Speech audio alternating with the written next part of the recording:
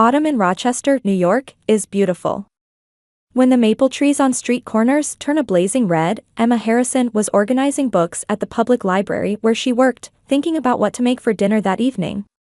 She treasured the small joys of everyday life. The quiet library environment suited her personality perfectly, and she found joy in recommending appropriate books to visitors. Her husband Michael worked as an accountant at a local mid-sized company, a methodical and responsible man. They had been married for 7 years, but there were no children between them. This was their 3rd year of fertility treatments. Each month they rode an emotional roller coaster with test results, following their doctor's advice to improve their lifestyle and continuing to take supplements. Becoming a mother had been Emma's dream for years, but reality wasn't so simple. Michael was a kind husband. Even when treatments weren't progressing as hoped, he never once blamed Emma. Rather, he often said, "We're happy enough just the two of us," words that brought Emma comfort. They spent peaceful days together on weekends, watching movies and taking walks around the neighborhood. Emma's childhood home was about a 20-minute drive away. Her father Robert was an honest man who had worked for years at a local insurance company. Her mother Linda was a homemaker who had supported the family, well regarded by the neighbors. However, the family member who drew the most attention was Emma's younger sister, Sophia. Sophia worked as a hairstylist and captivated many people with her beauty and bright personality. Her blonde hair was always perfectly styled, and her blue eyes sparkled like jewels. She had been a cheerleader captain since high school and was beautiful enough to win beauty contests in college. Their parents, especially their mother Linda, doted on Sophia.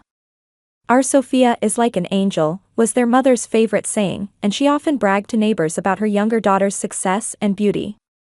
While she praised Emma as a good, serious girl, she never spoke about her eldest daughter with the same enthusiasm as she did about Sophia. Emma loved her sister too. Sophia's brightness brought smiles to the family, and she had the strength to overcome any difficult situation with a positive attitude. However, there were times when Emma felt lonely. At family gatherings, Sophia was always the center of attention, and Emma's stories were often interrupted. When she tried to talk to her parents about the fertility treatments, Sophia's talk about a new boyfriend would begin, and Emma would lose her chance to speak. Still, Emma never voiced her complaints. Her work at the library was fulfilling, and her relationship with Michael was good. She was happy to see her sister doing well, and grateful that her parents were healthy. It might not be perfect, but she accepted that this was her family. The monthly family dinners were precious time for the Smith family. They would gather around the meals Linda lovingly prepared, sharing the week's events. Sophia always brought funny stories that made everyone laugh.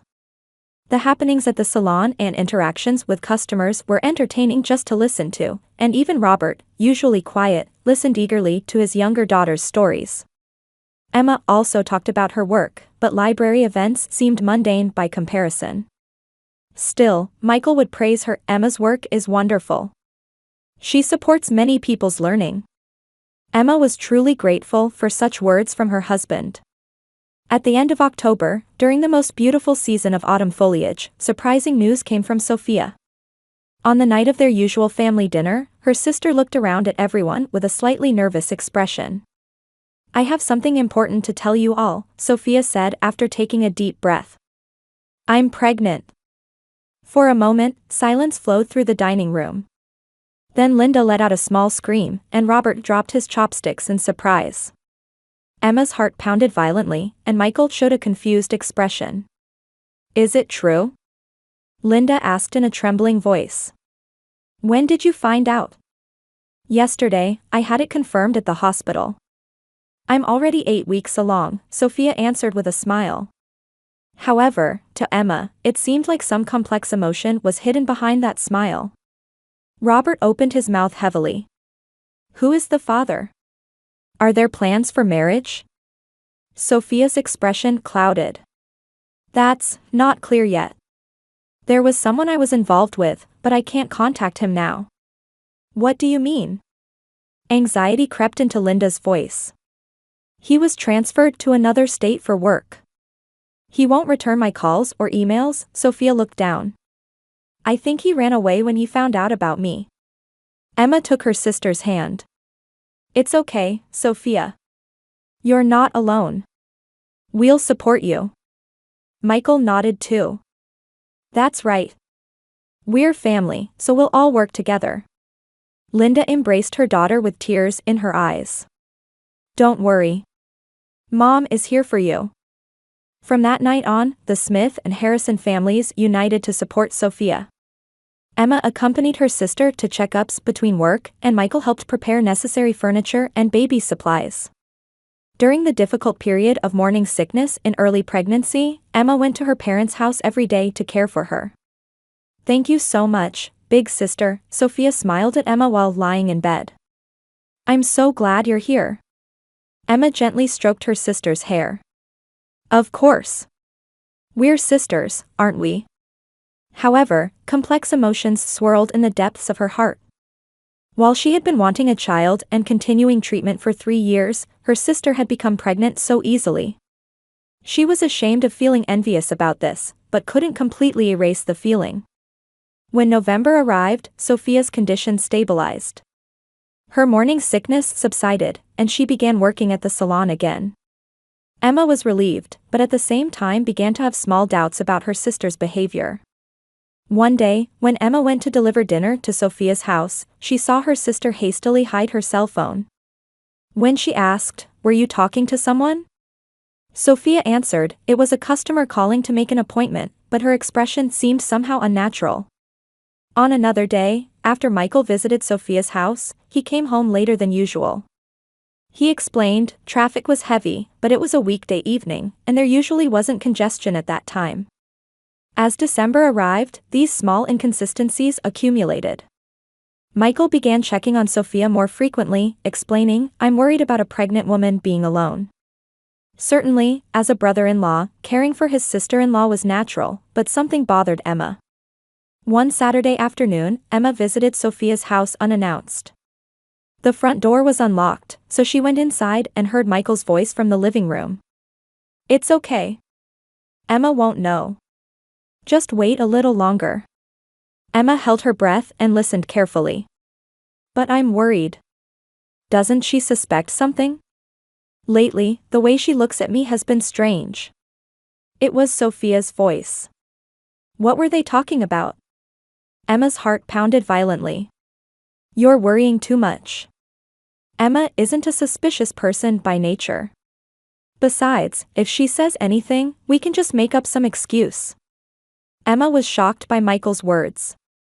Her husband was saying she wasn't suspicious by nature, but wasn't that because they had a trusting relationship? And why were they keeping secrets from her? Emma quietly left the house. Various possibilities raced through her mind. Was there something between Michael and Sophia? But that couldn't be possible. Michael was a faithful husband, and Sophia was her sister. It must be some kind of misunderstanding. However, through her subsequent observations, Emma's suspicions turned to certainty. Michael's expression when he returned from Sophia's house, the subtle atmosphere when the two were together, and most of all, the fact that Michael had recently begun avoiding intimate time with Emma. In mid-December, Emma made up her mind to ask her husband directly. "Michael, is there something between you and Sophia?" Michael showed a surprised expression. "What are you saying? Sophia is your sister. I'm just supporting her as family. But lately, the way you two have been acting. Emma, aren't you getting too tired? I think you're becoming nervous from the stress of fertility treatments." Emma was hurt by Michael's words. The treatments were certainly difficult, but that was a separate issue from the current situation. However, her husband wouldn't take her seriously. On Christmas night, when the whole family gathered, Emma observed her husband and sister again. There was definitely something between the two of them.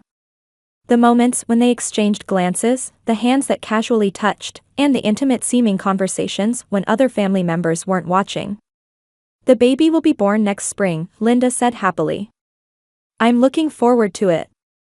"Yes, Mom," Sophia smiled, but at that moment she exchanged a meaningful look with Michael. Emma's heart froze. Could it be that the child in Sophia's belly was? Such a thought crossed her mind, but she immediately dismissed it. That couldn't be possible. But if it were true? The new year arrived, and Sophia's pregnancy was progressing smoothly. Her belly was becoming noticeable, and they found out the baby was a boy.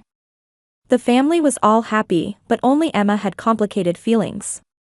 One night in February, Emma couldn't sleep and was reading a book in the living room. Michael came out of the bedroom and began talking to someone on his cell phone. He was speaking quietly, but Emma could hear. "It's almost time. Are you ready?" She couldn't hear the other person's response, but Michael continued. "I can't tell Emma. But soon everything will be over." Emma closed her book. What was her husband plotting? And was it related to Sophia? As March arrived, Sophia's due date approached. Emma was acting as the supportive older sister, but inside her heart a storm was raging. She was afraid to know the truth, but it was also painful to continue harboring these suspicions.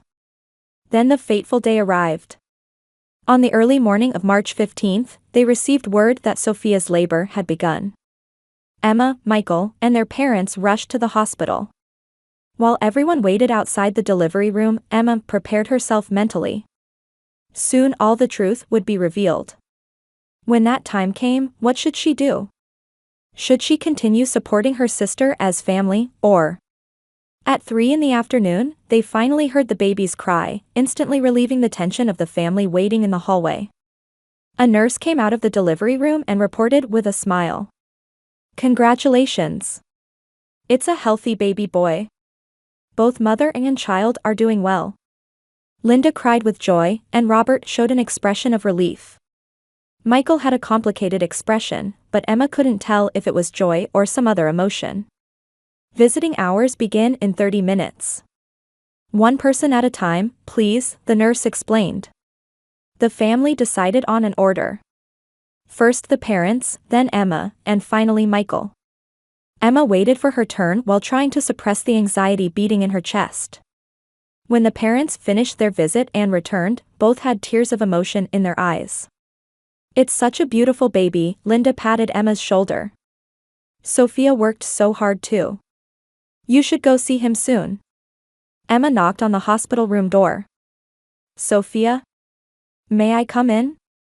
"Big sister, come in," came the tired but somehow bright voice. When Emma entered the room, Sophia was lying in bed, holding a small baby in her arms. Her face was pale from the exhaustion of childbirth, but her expression had the radiance of motherhood. "Look, big sister. This is him," Sophia showed the baby to Emma. Emma gasped. The baby was certainly beautiful, quietly sleeping while moving his small hands and feet. However, the moment she saw his features, Emma's heart froze. The shape of his nose, the way his eyebrows grew, and the faint color of his hair. These clearly resembled Michael's characteristics. "Isn't he cute?" Sophia said while watching Emma's expression. In her eyes was a cold light that Emma had never seen before. "Yes, very," Emma answered in a trembling voice. "He really looks a lot like someone." "Looks like someone? Who?" A faint smile appeared at the corner of Sophia's mouth. Emma couldn't answer. Various emotions swirled in her heart. Fear, betrayal, and rejection of a reality she didn't want to believe. Sophia looked down at the baby and slowly opened her mouth. "Big sister, there's actually something I want to talk about." "What?" Emma's voice was barely a whisper. Sophia raised her face and looked straight at Emma. In that expression was a cruelty she had never shown before. "This child is Michael's." The words cut through the silence of the hospital room. Emma clung to her chair, unable to accept reality.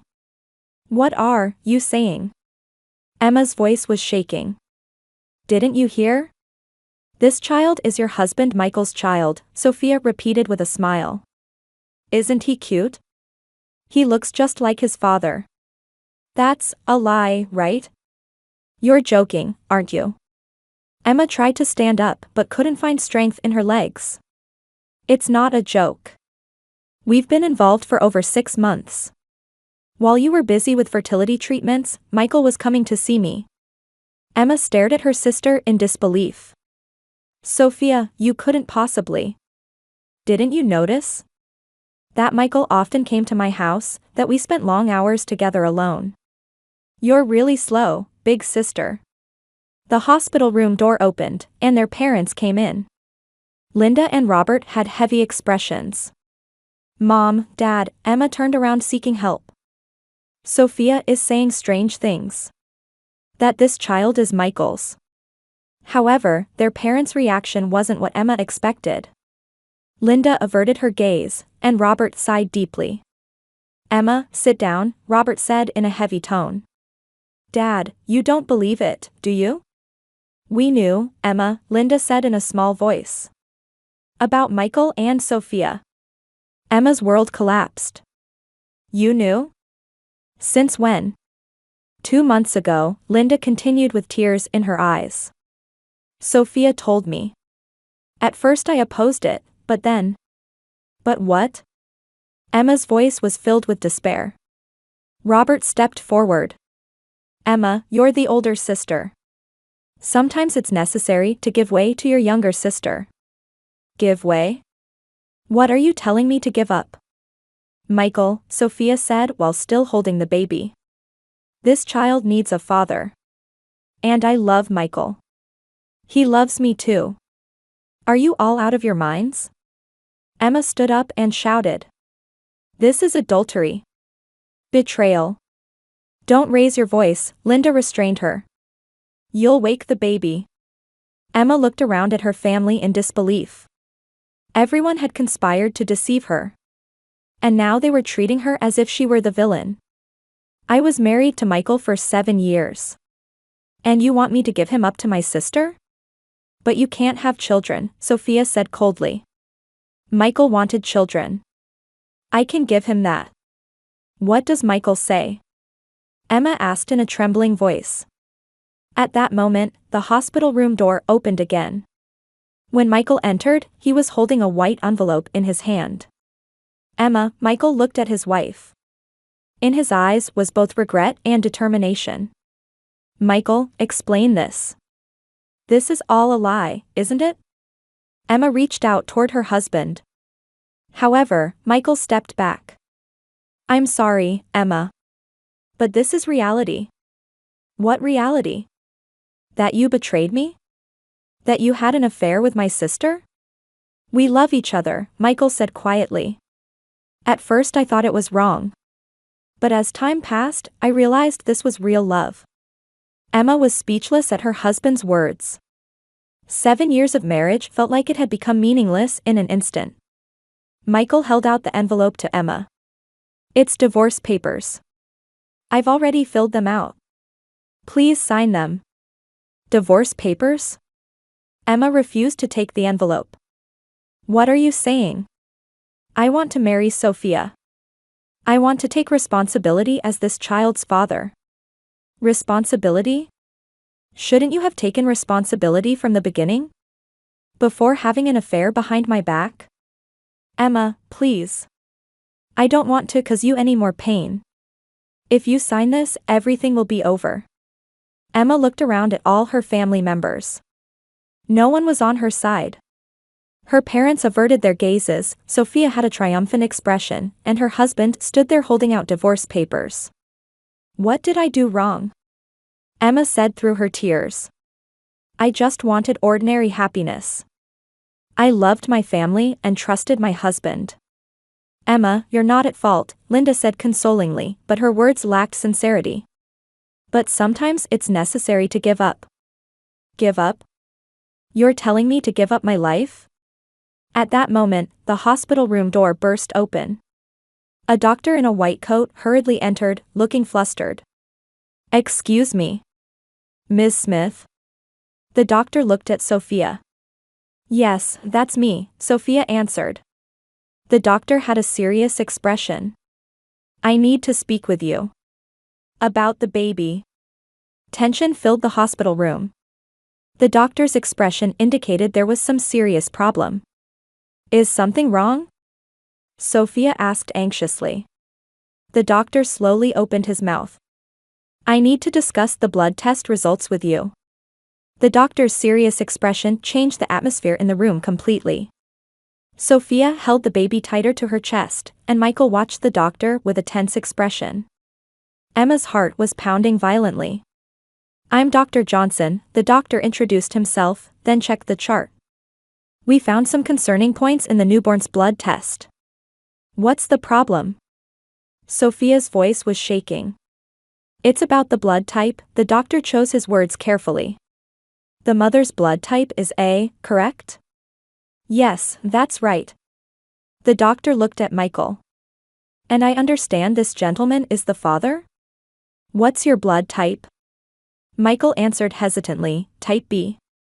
"I see. However, the baby's blood type is O."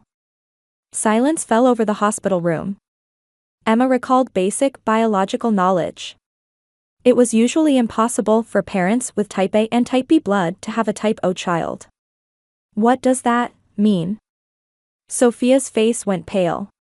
"Genetically speaking, the possibility of type A and type B parents having a type O child is extremely low," the doctor explained carefully. "I recommend a more detailed test to be sure." Michael stepped forward. "What kind of test?" "A DNA paternity test. It's necessary to get definitive results." Sophia looked down at the baby with a pale face. "But surely it's some kind of mistake, right? A testing error or something?" "It's possible, but our hospital's testing is highly reliable. However, the final determination will have to wait for the paternity test results." After the doctor left, heavy silence continued in the hospital room. Emma had complicated emotions. If this child wasn't Michael's, then what had this whole situation been about? "It's okay, Sophia," Linda took her daughter's hand. "I'm sure it's a testing error." However, Sophia's expression gradually darkened. She seemed to be hiding something. 3 days later, the DNA paternity test results came in. The doctor visited the hospital room again and announced the results with the entire family present.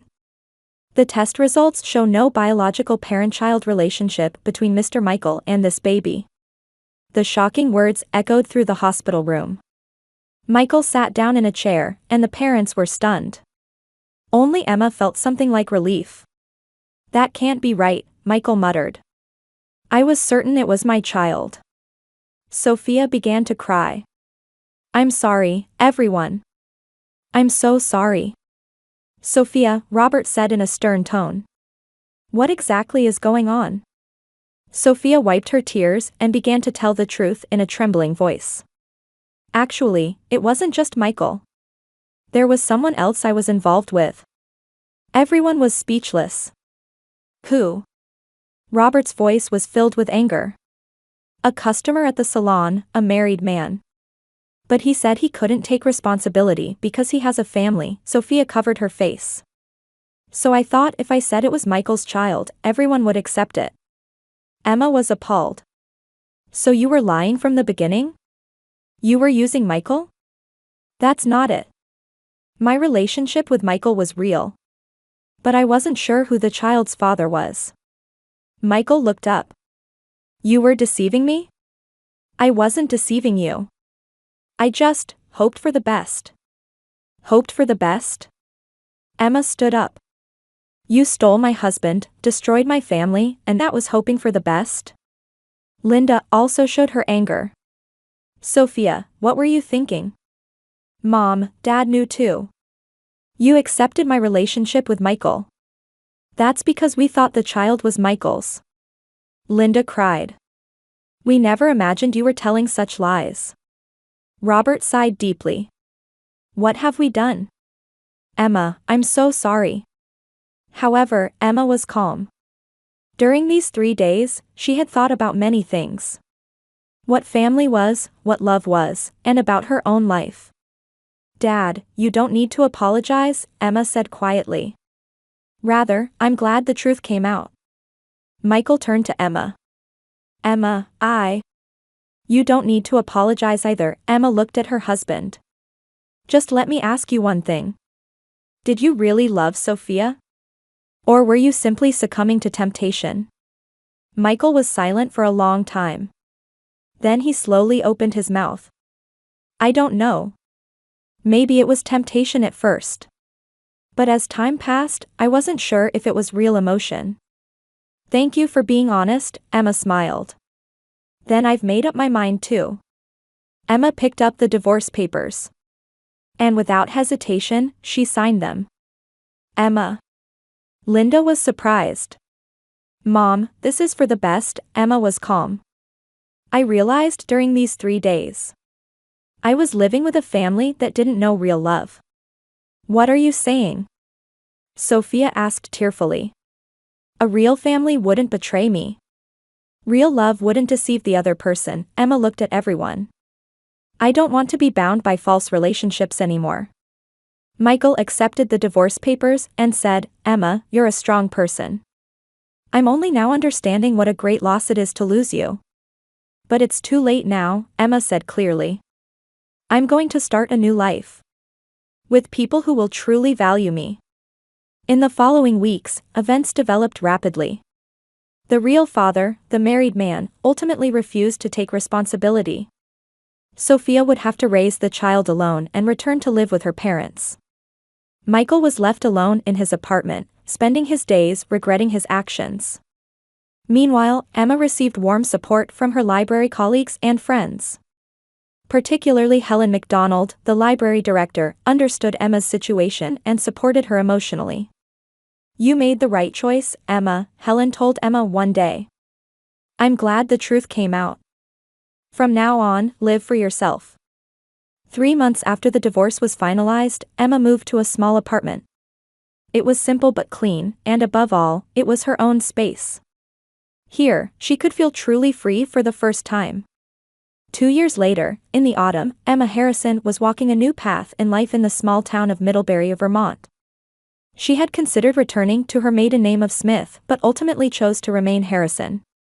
She wanted to accept her past as part of her life rather than deny it. Working as the director of Middlebury Public Library, Emma was beloved by the local people. She had boldly applied for the position when the previous director retired. When asked in the interview why here, she answered, because I want to find my true self in a new environment. That honesty was appreciated and led to her being hired. The small-town library had a warmth different from the large library in Rochester. Regular elderly visitors came almost daily and enjoyed chatting with Emma. Children came after school to do homework and asked Emma questions. These interactions with people became like a real family for Emma. She became particularly close to David Keller, a man who ran the neighboring bookstore. 40-year-old David had lost his wife to illness and lived with his 12-year-old daughter Lucy. What started as work-related exchanges gradually included personal conversations, and they occasionally had dinner together. Where did you live before, Emma? Lucy asked innocently one day. In New York State.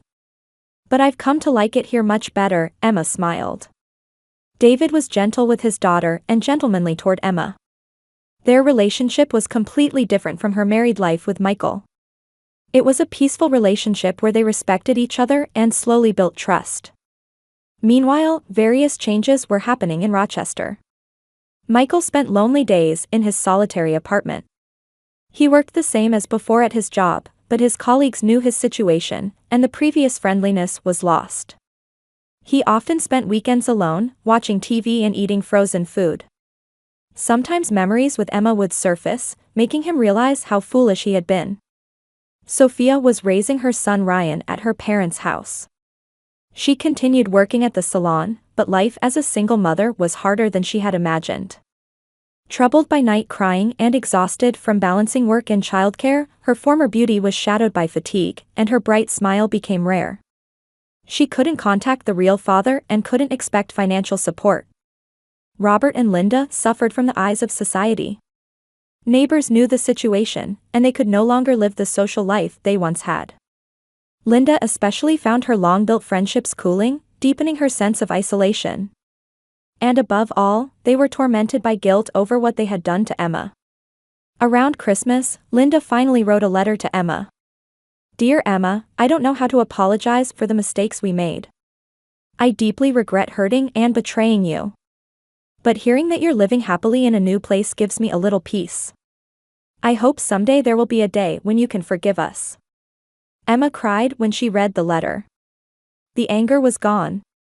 There was just sadness and complicated feelings about the family she had lost. A few weeks later, Emma wrote a short reply.